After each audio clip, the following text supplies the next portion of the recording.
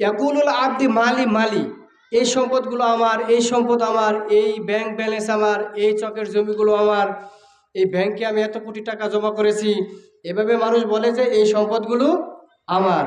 কিন্তু আল্লাহ রাসূল সাল্লাল্লাহু আলাইহি সাল্লাম বলেন, ওয়া ইন্না মালুহু মিন মালিহি সালাসুন। অথচ এই আমরা যে মানুষ, আমাদের সম্পদ হলো মাত্র তিনটি। আমাদের সম্পদ হলো মাত্র তিনটি। এই যে কত টাকা পয়সা, ব্যাংক ব্যালেন্স, কত জমি, সয় সম্পদ দেখছেন, এগুলো আমাদের সম্পদ নয়, এগুলো হলো আমাদের ওয়ারিসদের সম্পদ। সে কথাই আল্লাহ রাসূল সাল্লাল্লাহু আলাইহি সাল্লাম বলেছেন, মা আকালা ফা আফনা, আপনি আমি যা খেয়ে শেষ করলাম সেটাই আমার নিজের সম্পদ। আমরা যা ভক্ষণ করলাম সেটাই হলো আমাদের নিজের সম্পদ।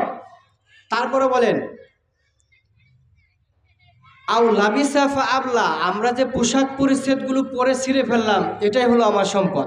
এটা আমি নিজে ব্যবহার করলাম, এটা আমার সম্পদ। আর আমি যা খাইলাম সেটা আমার সম্পদ। এরপরে আল্লাহ রাসূল সাল্লাল্লাহু আলাইহি ওয়াসাল্লাম বলেন, আউ আতা ফাক্তানা, এবং আমরা আল্লাহর রাস্তায় যে সম্পদগুলো ব্যয় করলাম, আল্লাহর রাস্তায় যে সম্পদগুলো দান করলাম, এটাই হলো আমার সম্পদ। এই তিনটি সম্পদ ছাড়া, এই তিনটি সম্পদ ছাড়া আর যা রয়েছে সব হলো আমাদের ওয়ারিসদের। কিভাবে? আজকে আমি আপনি মারা যাই, দেখেন আমাদের সম্পদগুলো কাদের হবে?